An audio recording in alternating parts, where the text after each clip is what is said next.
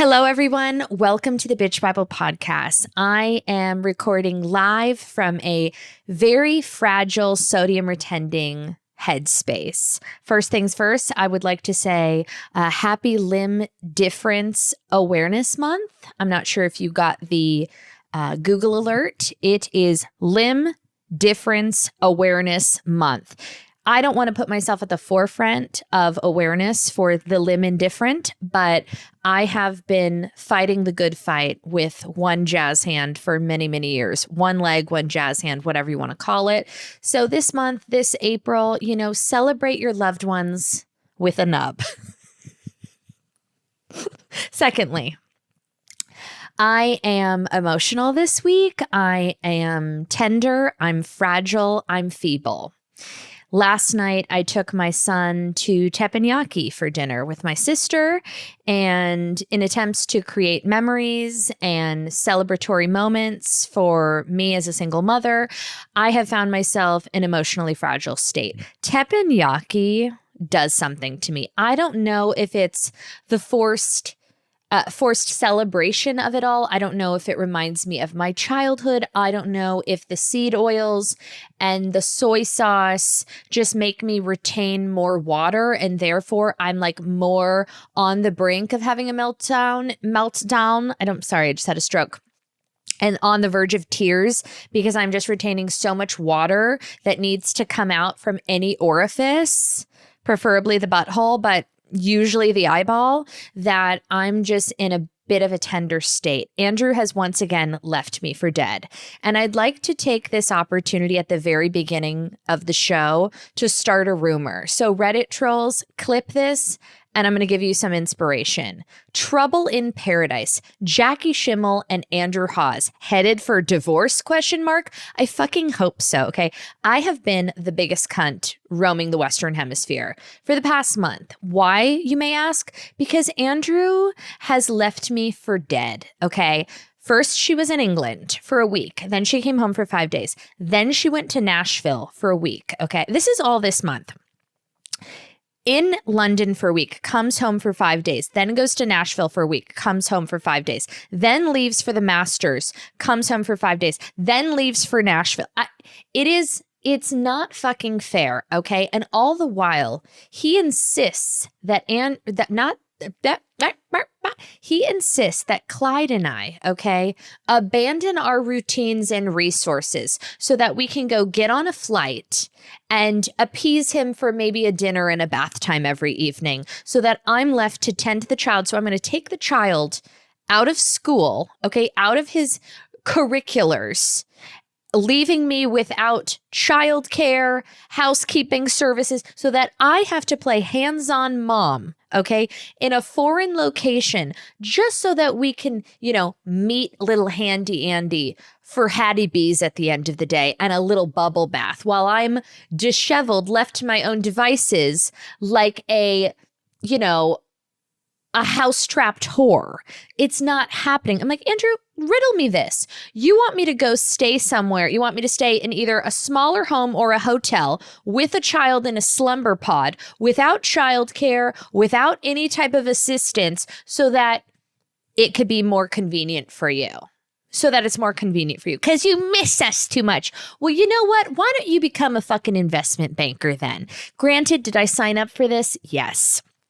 And most of the time, it's like I've been complaining about this for so long, but I do dream of murdering him with my bare fucking hands.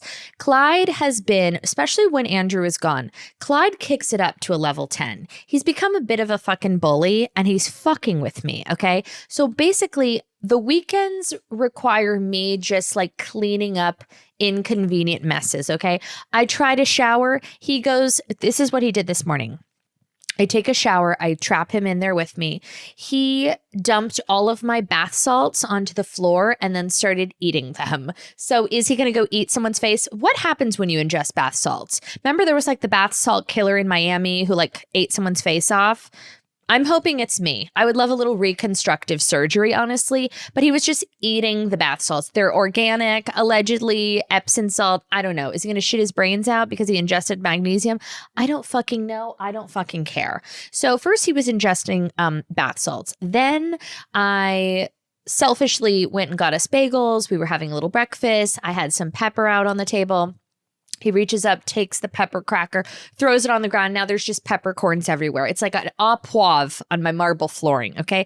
So then I have to figure out where the vacuum is, which takes 15 minutes. I'm texting people. I'm like, where's this fucking vacuum? I took a video of me vacuuming, sent it to Andrew. He's like, wow, what happened? Because just the jarring visual of me vacuuming was I couldn't figure out how to get the handle retracted. They make it so difficult. I'm like, why can't they just put a big red button that says, push this, you dumb bitch? Anyways, I'm vacuuming, I'm cleaning, I'm sweating. The teppanyaki has not sat well with Clyde, so the feces is wild. I'm in my luteal phase. I'm emotional, I'm fragile, I'm feeble, and I'm fucking over it. Okay, I did not sign up for this. And then I think about Nia from the Valley, okay? Also cool, composed, and casual with a little cap sleeve to boot, okay? And those 4 fucking kids in Santa Clarita. And she's always got a lip liner on. Her hair is curled. She is on, by the way, Nia is 2.5 weeks away from fully, losing her fucking mind, okay? And we love her. So pretty, so put together, and just so controlled composure. And I don't understand. Watching it is baffling to me. I'm like, is she really like that? We're going to talk about the Valley. We're going to talk about Coachella. Oh my God, we have so many things to talk about. We have so many things to talk about. Where does one even begin? One last thing I'd like to discuss and just kind of put a pin in the Andrew Haas has abandoned his family story for the decades. Andrew was at the Masters this weekend, which is his whole personality. And I don't really understand, why can't you have your phone? Why are you drinking grape juice? It's a whole thing. He hasn't even unpacked the merch from last year. We have bags of merch, okay? And we've already gotten the other shipment. All he wants to do is go there and get ugly pastel polo shirts for him and everybody he's ever fucking met, and visors. And he got me a coral visor and a teal pair of frilled socks. I said, Andrew, who the fuck is this for? Okay. Save your money and hire me something. Get me a massage. Get me anything else. Okay. Get me an enema. Get me a gift card to the local teppanyaki restaurant so I can go cry into a fried rice. I don't need a fucking coral visor. Okay. What am I going to put on a Bermuda short and get a chopped salad with a fucking visor? Wrong girl, okay? So the merch is inflowing, and he's just, every time we talk after the day of the fucking golf, he's glowing. And he's like, it was the best. And I'm like, what? Grow up. What a fucking loser. I don't understand it. I really just don't understand it. I'm like, you had to walk the whole time and you have to eat these shitty little sandwiches. And he's like, it's the best. Okay. So 4 women came up to him. Some of them DM'd me, and I just want to say thank you for your service. He said that 4 women came up to him, just completely isolated incidents, and said something to the degree of, you don't deserve your wife. He said that he was just having a sandwich, chilling with the broskies, looking out into the open green, and some girl crouched down. I got to get her name. Please show yourself. Please DM me because I'm going to send you a gift basket, okay?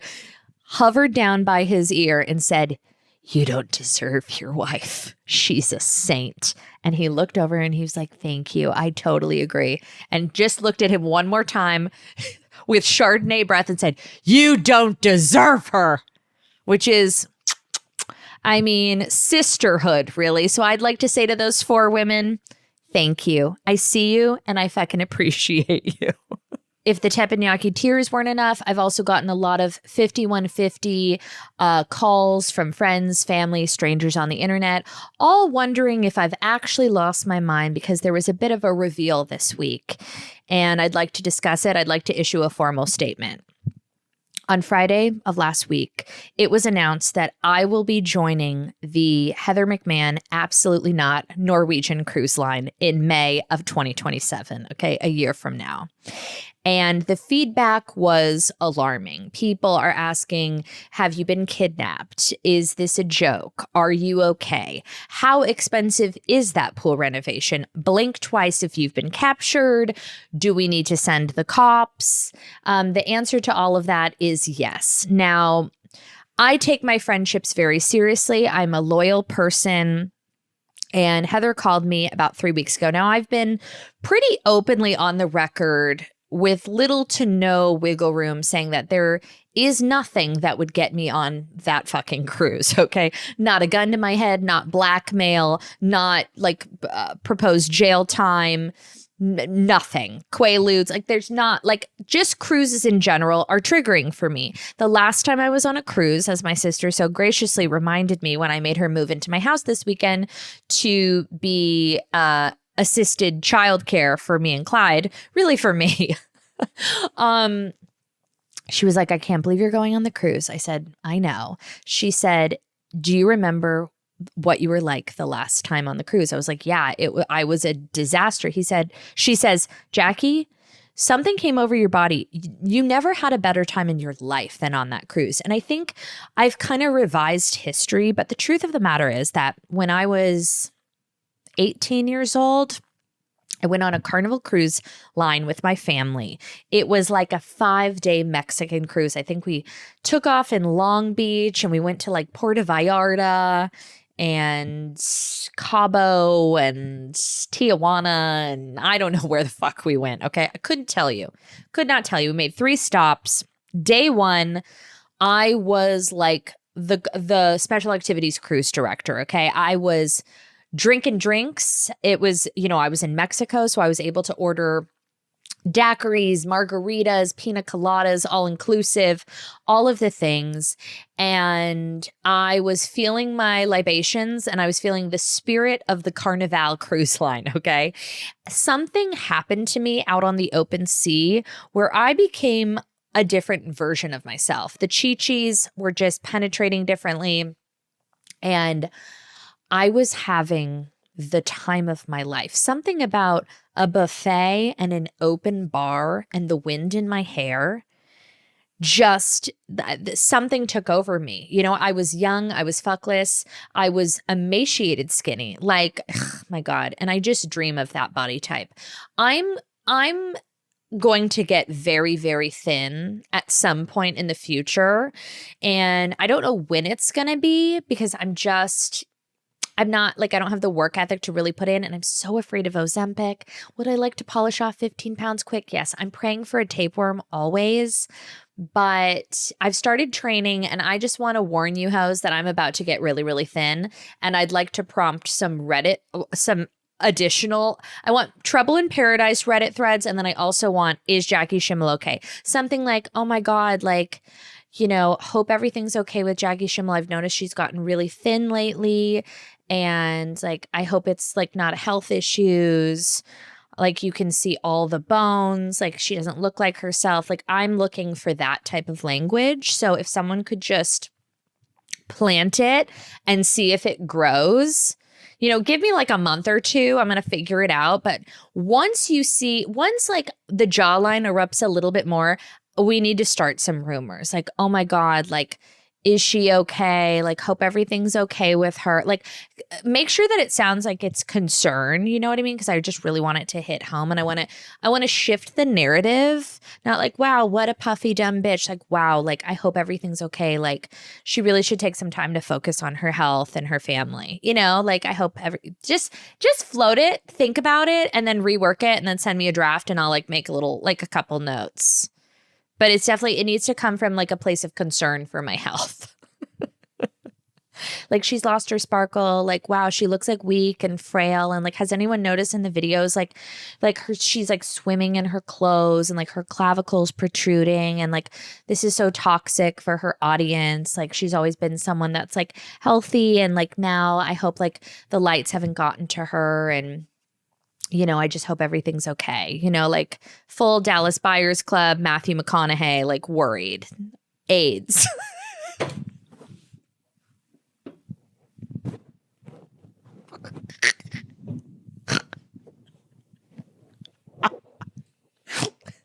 Don't cut it out.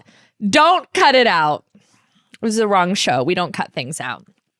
What was I saying? Oh God, it's so hard to run the clock back after that. Really though, like, what was I saying? Let's face it, okay? After a night of martinis, I don't bounce back the next day like I did when I was 22.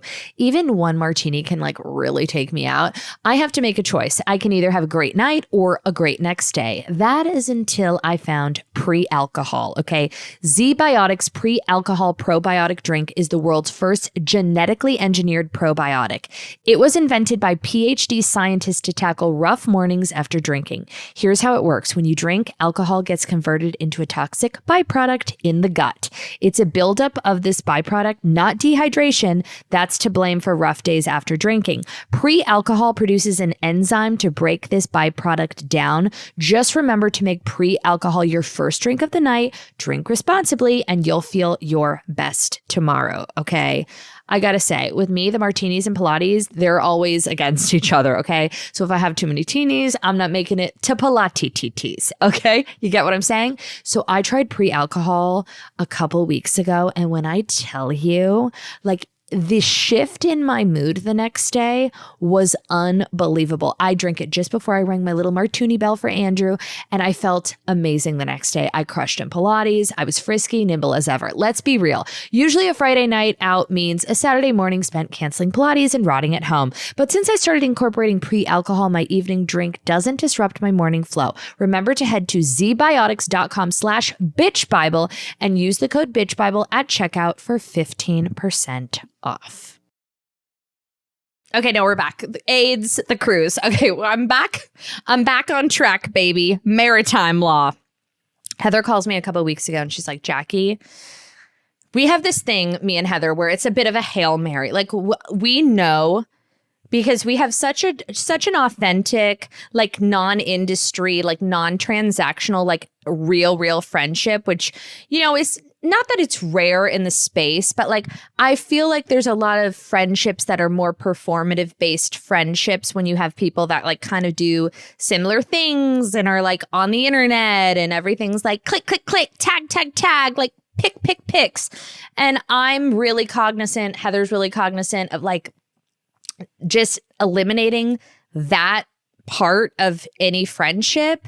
You know, it happens here and there, but it's not like we're doing it for content. Like the girlies will die. Like that's just not what's happening. You know what I mean? Like we're like two normal people, like blinking in society, operating as not fucking weirdos. So nothing is about like cliques and camaraderie. You know what I mean? That's just like so not it. But we have a mutual understanding that if either of us are in a pickle and we need to wave the flag and help each other, then we need to help each other. You know, if I'm like struggling for an episode, or I like when I went on maternity leave, or when she got married, whatever, and I'm like, I need to like milk a couple episodes. You need to come on and you need to carry me, and vice versa. Like we've done that for each other. She calls me, she said, and this has been a conversation that has been ongoing forever. When I went on tour, without fail, every single show, someone would stand up and be like, when are you going on the cruise with Heather? And I said, fucking never. Okay. I said it so many times, and on every platform, in every like it was just something that I wasn't going to consider. Heather calls me and she's like, listen, I promise you, this is going to be so fun. She low-key blackmailed me.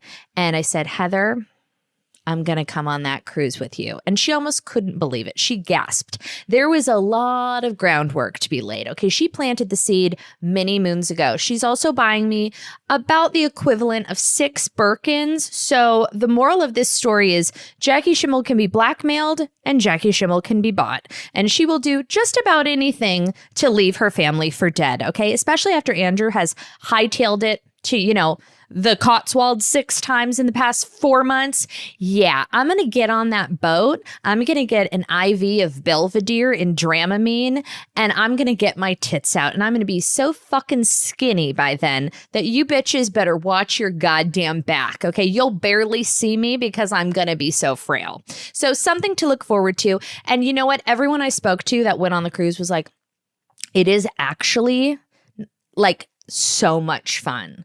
So I will be there. I am going to be in, oh God, extreme embellished designer caftans and like matching head wraps. It's not about the birds at sea because there aren't birds at sea. There is humidity at sea, and everyone's going to also have to turn a blind eye to my emaciated frame, but also my culturally appropriating cornrows. Like, I'm going to have little braids with beads, and everyone's going to have to just get over it. I'm also in an extremely fragile place because I don't have hair extensions in. I just took them out 4 days ago.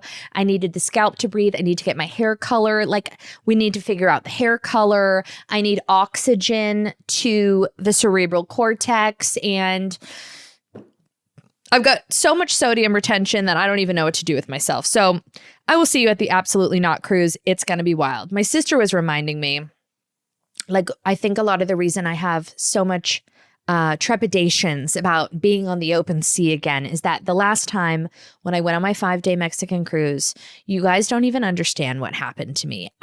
Day one, I went from being like, we're just like going on a cruise with a family to demons taking over my body. The first night of the cruise, they had a competition in like the main ballroom that was the princess. The cruise line was called the Carnival Princess. Okay. So they had a competition, American Idol style, which was very hot at the time, called the Princess Pop Star Competition, okay, which was essentially like an American Idol for the ship, okay? Granted, pop star through and through, but, you know, not the voice of an angel. I obviously immediately signed up, and I gave a stunning rendition of TLC's No Scrubs, okay? And I made it to the final 3. I ended up winning second place. So I had hijacked my entire family vacation because it was a performance every single night in the main ballroom where I sang my heart out, and I spent all day campaigning. I was going to every fucking Lido deck, you know, Zumba class. I made flyers, handwritten flyers. You know, my ASB student council just like reared its ugly head, and I was full campaigning for that Princess Pop Star crown, okay? And she made it so close. It was supposed to be a family-friendly event on the final day of the cruise, the final like top 3. And who was, by the way, the judges were like the DJ from the teen club, DJ Luke, who I also tried to hook up with. I think he was like 15 and had braces, and he was Australian and a small case of gingivitis, but I was like, I'll take what I can get. I think it was the club, like the teen club DJ, like the assistant captain, and like the chef from, it was like 3 fucking randos, okay? And I took my job very, very seriously. I had rigorous rehearsals. I incorporated prop work. I remember spending, I don't know, no less than 2.5 hours with my sister and her nimble little fingers, like on the Lido deck, just shredding up little pieces of paper so that for the final chorus, I could reach into my pockets and do a full confetti situation. There was some bloated bitch who did like an opera number. And then there was a small child who actually was like the second Whitney Houston, but she was a whore and didn't have the stage presence that I did. So I was like really coming for their fucking necks. And after getting the opera singer voted off, it was between me and an 8-year-old, and that slut didn't have a chance. I had it in the fucking bag. I was bribing people on the boat. I was campaigning. I was schmoozing, like with the finesse of a corrupt politician. And in the final showcase, I fucked up one of my verses, and then I cussed on mic, and I was disqualified. And it was the most soul-crushing, upsetting. It was a devastation, really. One that shifted me and traumatized me and really put me off ships for a very long time. And I buried it so deep in my subconscious. And until my sister reminded me how much fun I was having up until that very unfortunate moment, a moment that really changed and shifted the future of who I am as a person, I said, I will never get on a cruise ship again. I will never get on a cruise ship again. But pack your life jackets, girly girls. If you ever wondered what it was like to be on a girls' trip with Heather and I, you're going to fucking find out, and you're going to regret it. You're going to come back to American soil about 14 pounds up, completely depleted, smoking cigarettes, like just crawling on the sand. You're going to be crawling to port. So I'm looking forward to it. More importantly, I mean, it's 23 minutes. We've talked about absolutely nothing. It's Coachella weekend. Wow! Slay, girly girls. God, I'm so old. Andrew and I were going to go to Coachella perhaps next weekend, or maybe we'd stick it out till Stagecoach. You know what's really crazy, which is like something I should never admit publicly, but here we are. We were going to bring Clyde to Coachella, not for like the whole thing. Everyone's like, Jackie, that's terrible. Okay, I'd like to just go on record. I mean, not to break the fourth wall, but the way we go to Coachella, you know, it's like different. You know, we're not like hauling through the desert. We would like go through. It'd be very easy. We'd park. We were going to take Clyde to go see Teddy Swims. We'd be fully dialed. We don't have to Clyde could be like on side stage. You know what I mean? Like I'm not putting him, whatever. We thought about it. We're not sure. It's probably not going to happen, but God, my hair looks so good in those desert winds. You know, it'd be such a shame. And I have this, here's really why I should go. I have this Paco Rabanne mini skirt that I have yet to bust out. I have the tank top. I've done it before, but I have the little like pink mini skirt that I could wear with just like a t-shirt. What do you wear to Coachella when you're a fat old whore? It's hard, you know, the options are limited. But if I kickstart my rumors and my emaciation this week, like maybe I could like saddle my body into a metal paillette mini skirt. I don't know. The outfits are bad, guys. I mean, I'm reviewing the footage. What is everybody fucking wearing? Respectfully, like, what the fuck are you doing? Why? First of all, the rhinestones on the face, we're not doing that anymore. It's 2026. Euphoria from 2017. It's not headed to the desert. Like that's not the look. That's not fucking cool. If I was really going to Coachella, I remember making such a skillful, calculated effort the last time I was at Coachella, and it was many years ago. I wore tennis shoes, jeans, and a white t-shirt, and that was fucking it. Every day I was like, we are not, and I wore a bandana, like a cool scarf, and that was fucking it. I think I wore like a Paco Rabanne like scarf thing, but a white t-shirt, like a Hanes Little Boys white t-shirt, some fucking Levi's or redone jeans, and a fucking plain ass sneaker. And that was it. And I felt like I was the best dressed person. I kept looking around at all these dumb sluts, okay, thinking, wow, you're in a mesh halter top with jewels on your eyes. Who fucking hurt you? Which uncle hurt you? That you're walking around with pasties and a mesh bodysuit. At a certain age, you gotta let it go, okay? And people aren't gonna love that. That's ageist, do you? Who cares? Okay, but I'm gonna look over at my white t-shirt and I'm gonna be like, give it up. Give it a rest, okay? It's ridiculous. So if I go, I will be in that exact same outfit. I'll be in a white t-shirt, jeans, and a scarf, okay? And a positive attitude. I want to talk about the injustice of the patriarchy in the media. And this is going to be one that's dicey to navigate. Sabrina Carpenter's performance, okay? I've watched all of them at length. I haven't seen Karol G's yet because this is Sunday. I'm pre-recording, but I will watch it because I'm a huge Karol G fan, okay? Totally lied. Can't name one song, but can't name one song. But my cousin is obsessed with Karol G, and we were listening to it at Passover, and I was listening, and I was loving, and I was liking. Okay, she's gorgeous, and I've listened to some of her music, none of which I could personally identify by a title, but she'll kill. You know, Sabrina Carpenter's performance was a masterclass in showmanship and just star power, okay?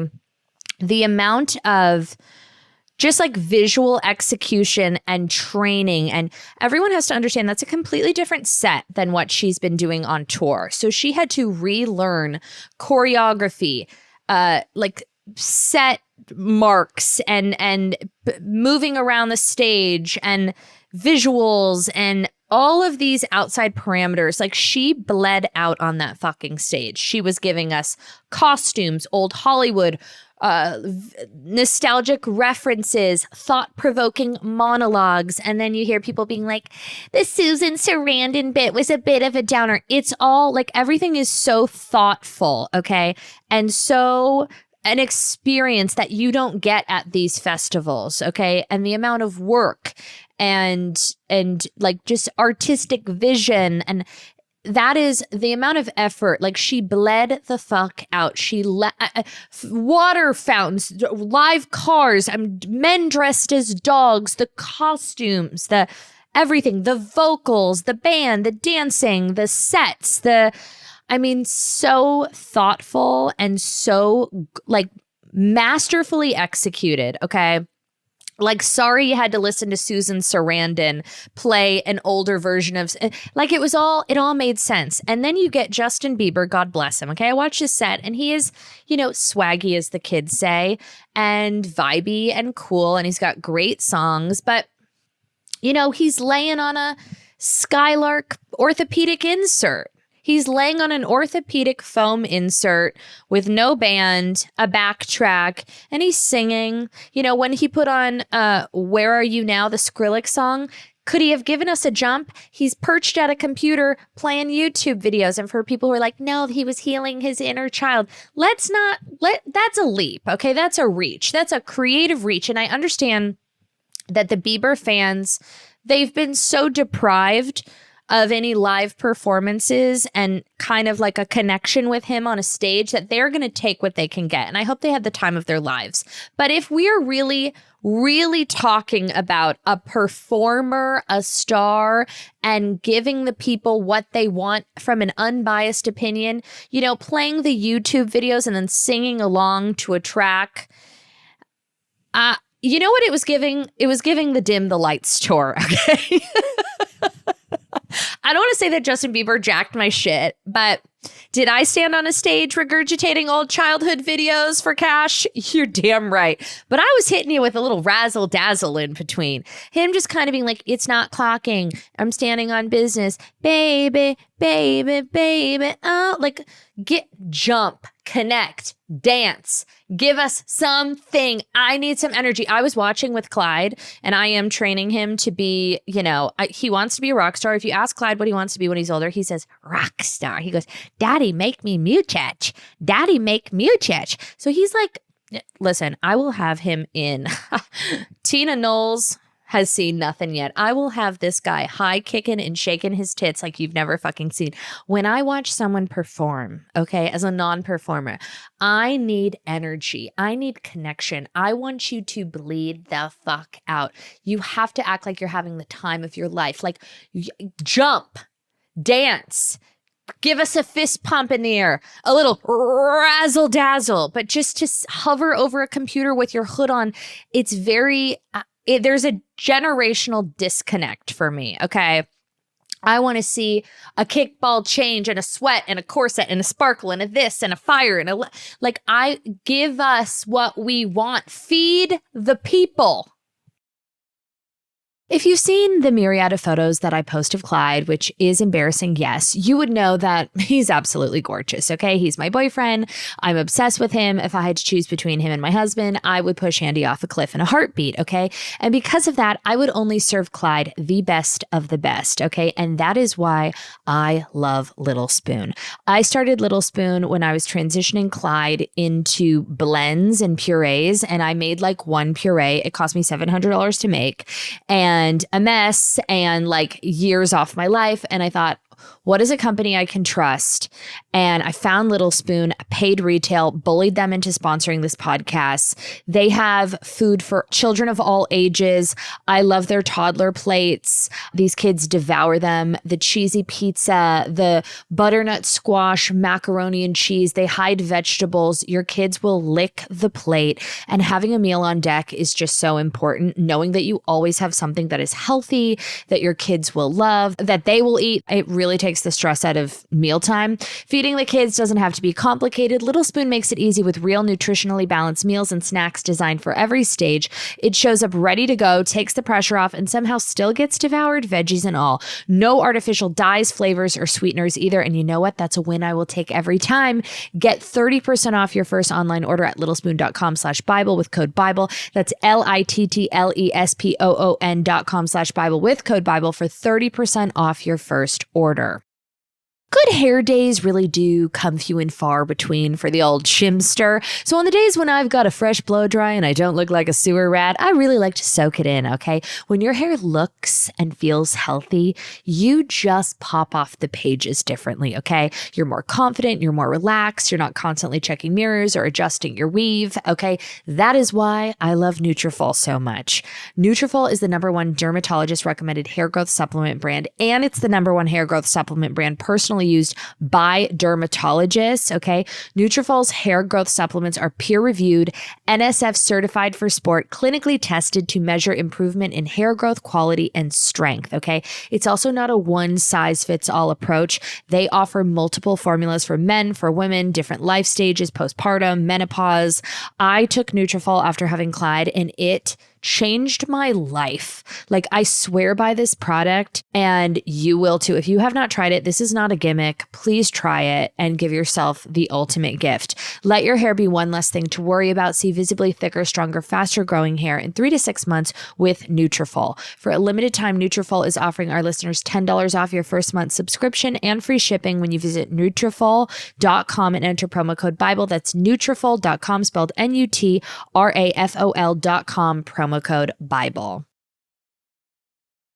I just think it's hilarious that Justin Bieber is like deemed like the messiah of the Coachella Music Festival for just like blinking and like singing to a track. And Sabrina Carpenter is literally like suspended in a chair with a water fountain, flipping her legs up in the air, like just a masterclass on artistry. And they're like, the monologue of Susan Sarandon was a little long. Okay, fuck off. Like, come on.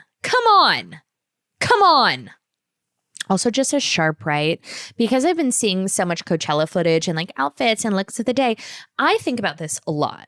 The first time I thought about this was about 6 days ago when Ramona Singer's daughter, Avery, hopped on the gram and was like, I'm going to film for the first time in like 15 years. This is my look of the day. I'm wearing a l'agence. By the way, I was shopping the other day and I found this like kind of cute, what was it, like a jacket, whatever. And I was like, oh, that's kind of cute. And I saw the label and it said l'agence. And I was like, no, abort, because the housewives have ruined l'agence for me. Like, I can't even, not with a 10-foot pole, okay, because of Ramona Singer and her little wedges and her little belly. Like, I can't do it. But Avery Singer was like on TikTok and she's like, I'm going to film for the first time in 15 years and I'm a little nervous, but this is my look. And I thought to myself, her entire life would change if she had one girlfriend that suggested a different lip color to her. I just did this with my sister recently. I said, Ashley, love you like a sister. The lip color and the cheek color are completely wrong, okay? It's giving one-dimensional, monochromatic, if you will. And I really think, if you're listening to this at home or in the car, close your eyes, veer off the road. Just let the wheel take you. Hit the accelerator. I want you to consider the fact that you're wearing the wrong lip color. I think we all need to pivot a bit more mauvey berry, like a little bit more of like a not pinky, not plummy, but something between a pink and a plum, kind of like a pillow talk, like something with a little bit more pigment. Because there's something about just a gloss. It's giving corpse. It's giving frosted. It's giving Alexis Bellino's season 2. We need to have a little bit of dimension. We don't need to overline. We don't need to get crazy. We don't need to get like cinnamon mocha, but just something that's like a little bit warmer. And we also need to not be afraid of blush. Just it just makes us look healthier. I see so many people out in the wild and I think if they just found a Merit Flush Bomb, okay, floating around the ground and hit those cheekbones with a little Beverly Hills or Stockholm, change your whole fucking life. What are we doing here? So just think about it. I was reviewing the Coachella footage and I'm like, Could we hit it with just a little bit more of a lip? Little lip, little blush. Little lip, little blush. I don't need faux freckles. Nobody, by the way, nobody needs faux freckles. It's never enhanced a look. Like, relax. Stop living a fucking lie. Just hit it with a different lip. Okay, I'm going to move on. Kicking it back to Limb Difference Awareness Day, this is something that I've been wanting to say out loud that lives in my soul that I feel really bad about, but I'm just going to say it and you can cancel me. Who's ready? Clip it for Reddit. If you have one arm and you swim, do you just go in circles? Because I'm just trying to think, if you close your eyes and if you're doing like the breaststroke, do you just kind of, is it just a donut situation? Or do you use, okay, now I'm like actually obstacle solutions. If you have one arm, this is for Cheryl, and you're doing some form of a breaststroke, okay, and you're swimming, do you only use the opposite leg so that you can propel forward? Because if you're using both legs, do you just end up doing donuts?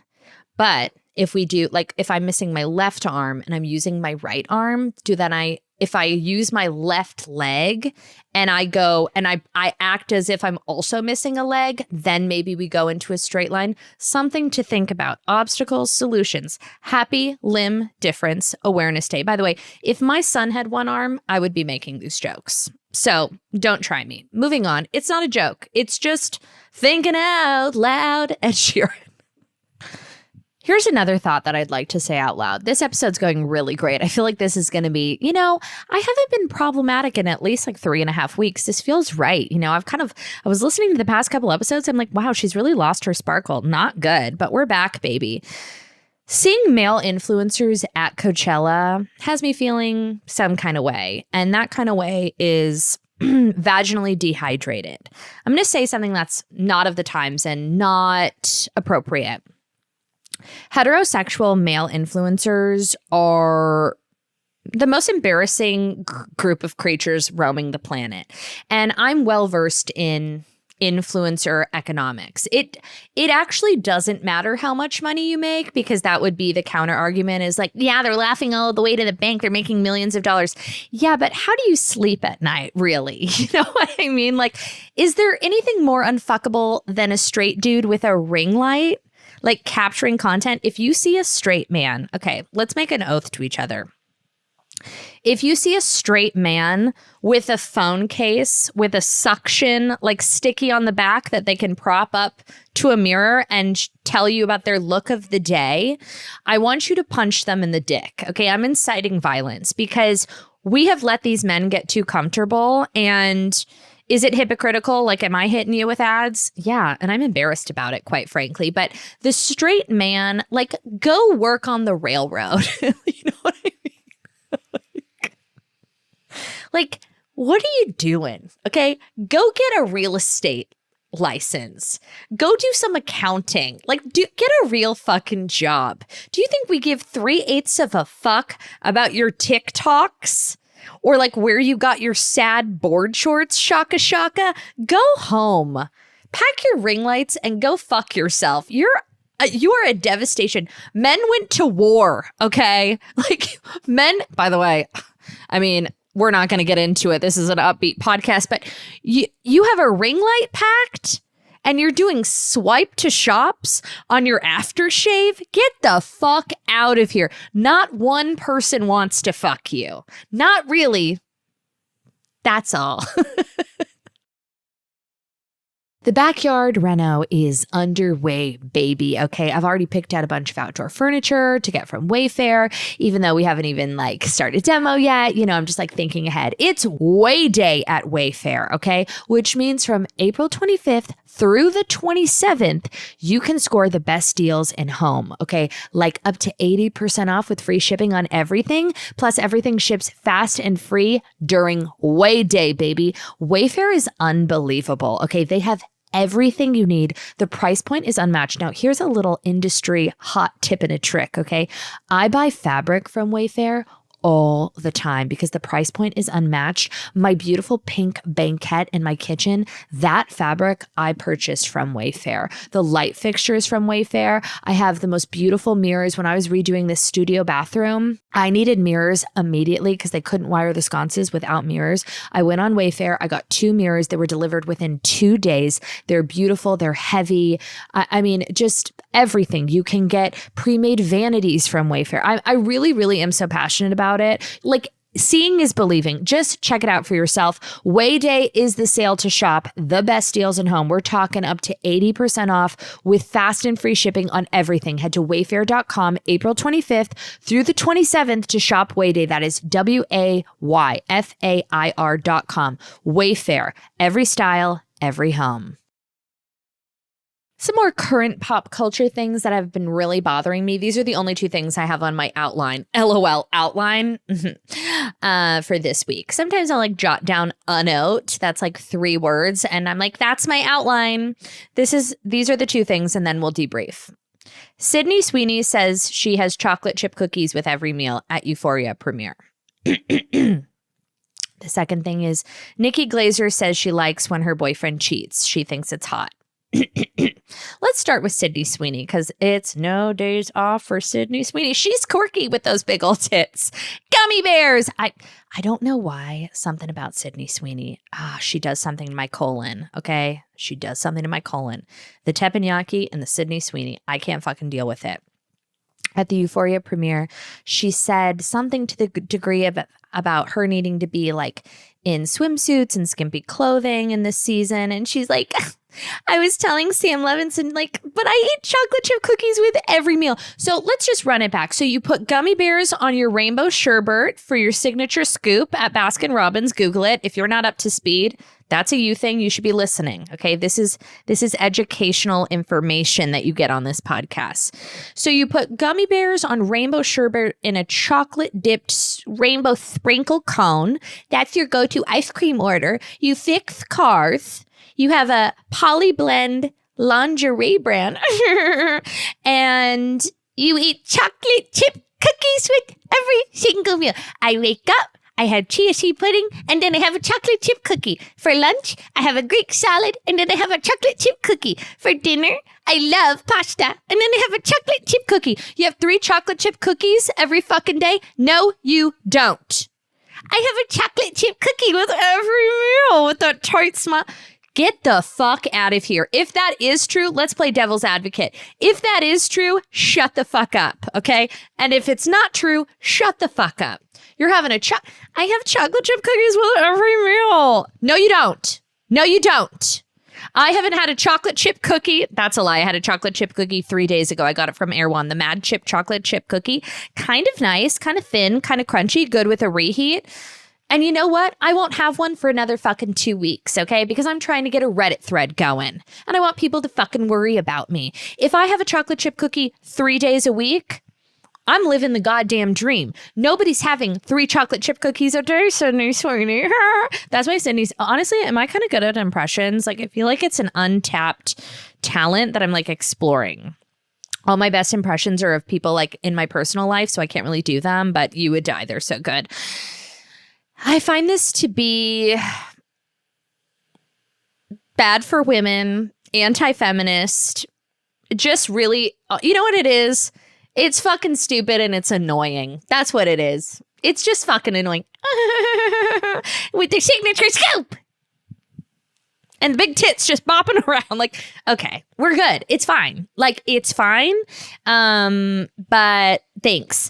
Now let's get over to Nikki Glaser. I have not met Nikki Glaser, but I've heard great things. I think she's so funny, so talented. Okay. Nikki Glaser says she likes when her boyfriend cheats. I want a guy that other girls want. Okay. That's great. That seems really cool and bohemian and evolved. And, you know, she's on the road a lot. Maybe they have obviously, I don't even know if it's considered cheating if she knows that it's happening.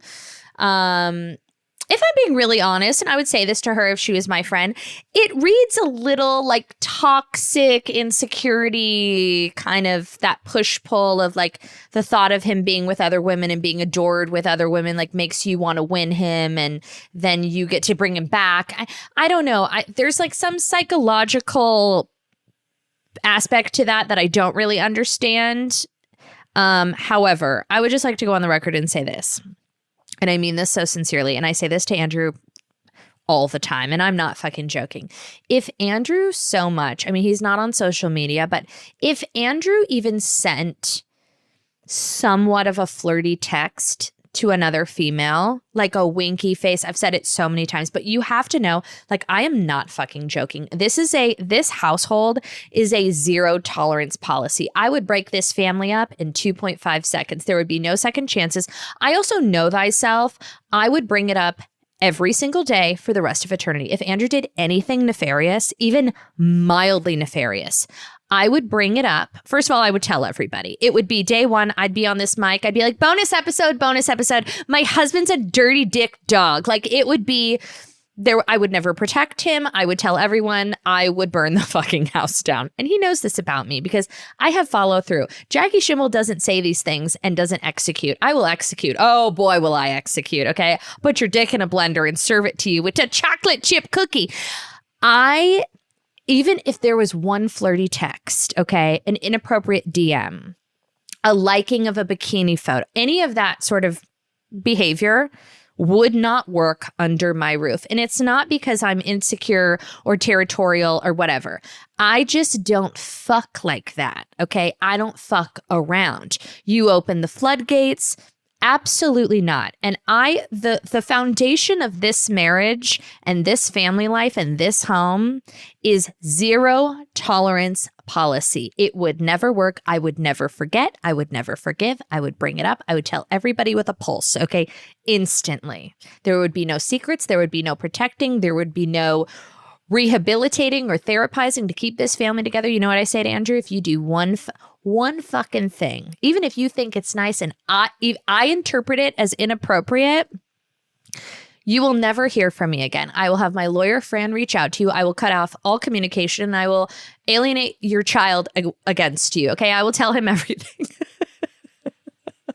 I will tell everybody everything. So don't fucking try it. And you know what? Never say never, as Justin Bieber once said. I think this man is scared of me. And that is the dynamic in my relationship that I think will bring us to the finish line. Okay. Because I don't fuck around. So I can't relate to this. Now, by the way, I want people to want to fuck Andrew. Okay. He's adorable. He's kind. He's successful. He's talented. That's why I fucking married him. But those eyeballs, those retinas don't veer from my retinas. Okay. We're not doing, he won't even, like, we've been at dinners. Start the Reddit thread. Jackie Schimmel's a monster. We've been at dinner tables with all of our friends where we talk about a hall pass. And Andrew's like, I do not have one. He would not even. I'm like, it's okay. Just say. And he's like, no, I really don't have one. Like, he won't even like watch a movie and be like, wow, she's so, like, he would never be like, oh my God, Margot Robbie's so hot. Like, he would never say something like that. Like, because he knows. Not that I would really care so much about that, but like, it is ingrained in his system that that is disrespectful. And he, you know what he says to me? We'll be like watching a movie. He'll be like, you're so, like, oh, I'll be like, God, Margot Robbie's so gorgeous. This is why I married him, because this is what my dead mother used to do to me. And it's not true. He's lying, but I appreciate it, you know?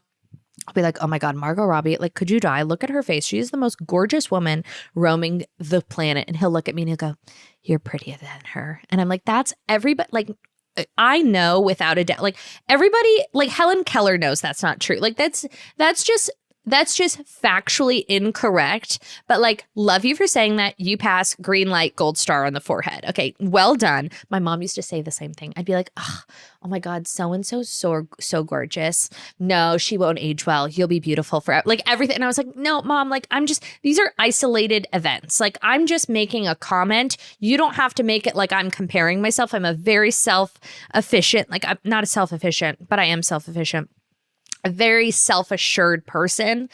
who doesn't get a lot of self-esteem from aesthetics, obviously look at me. Okay, I got strangers on the internet telling me I'm ugly on a semi-regular basis. It doesn't penetrate the surface. It Teflon titties barely registers for me. I'm like, you're wrong. I'm like, literally, you're blind. Are you blind? And yeah, so Nikki Glazer, like, wish you well. Love that for you. So cool. So bohemian, like, so whatever. But yeah, does that fly in this house? In the Church of Bitch Bible? We do not co-sign on that.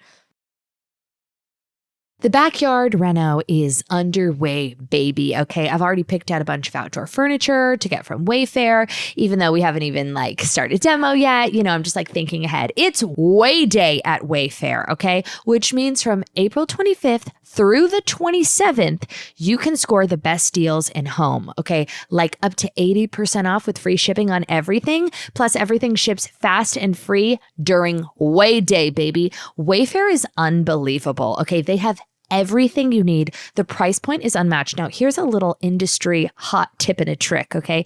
I buy fabric from Wayfair all the time because the price point is unmatched. My beautiful pink banquette in my kitchen, that fabric I purchased from Wayfair. The light fixtures from Wayfair. I have the most beautiful mirrors. When I was redoing this studio bathroom, I needed mirrors immediately because they couldn't wire the sconces without mirrors. I went on Wayfair. I got 2 mirrors. They were delivered within 2 days. They're beautiful. They're heavy. I mean, just everything. You can get pre-made vanities from Wayfair. I really, really am so passionate about it. Like, seeing is believing. Just check it out for yourself. Way Day is the sale to shop the best deals in home. We're talking up to 80% off with fast and free shipping on everything. Head to wayfair.com April 25th through the 27th to shop Way Day. That is WAYFAIR.com. Wayfair. Every style, every home. Wait, also bringing it back to toxic skinny culture, did you guys see that they made the American Girl dolls less Zoftic? They made the American Girl dolls skinnier. They got on Ozempic and little Samantha and her butt fucking bangs. Okay, who's Samantha? Is Samantha the waspy one?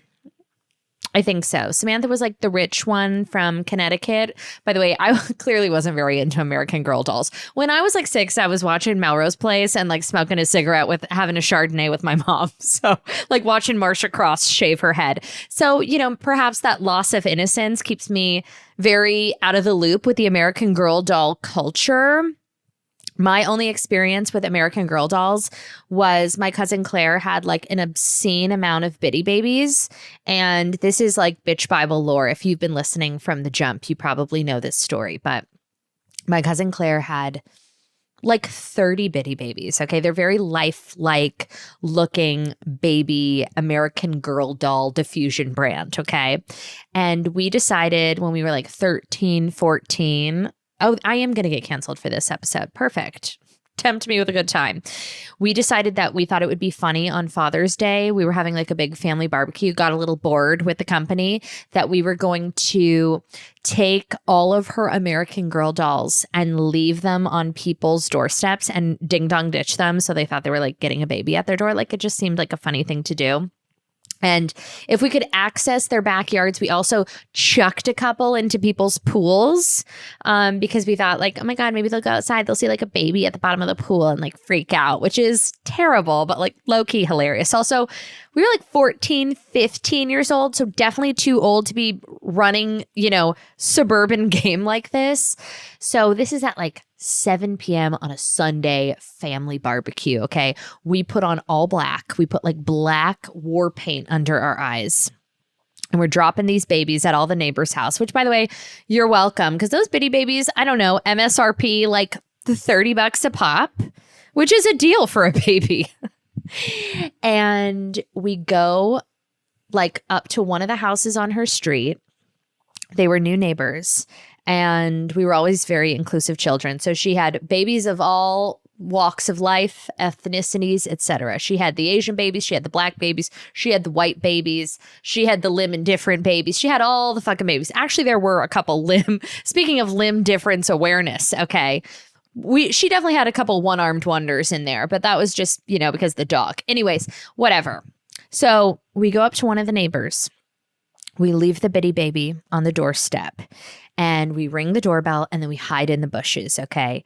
And her neighbor comes out, looks at the doorstep, retrieves the baby, comes back, or no, doesn't retrieve the baby, opens the door, sees the baby, and then closes the door and goes back inside. Okay. So obviously in our mind, looks at the baby, knows it's a joke, closes the door. Now, we were running pretty low on bitty babies at that point, and we wanted to kind of milk the activity. So we were like, oh, we're going to go retrieve the baby so we can leave it on another person's doorstep. And it just so happens, it's been really nice knowing you. This is the end of my show. So we were switching off. If somebody didn't answer the door or get the baby, we were kind of like switching off who would have to go run up and retrieve the baby. Because when you're ding dong ditching, to reapproach the door is risky. Okay. So my cousin Claire goes to get the baby back so we can leave it on the next person's doorstep. And as she's coming down the driveway, now I'm hiding in a rose bush with war paint on. Okay. We've got like black, basically what I'm wearing right now, like black hoodies, whatever.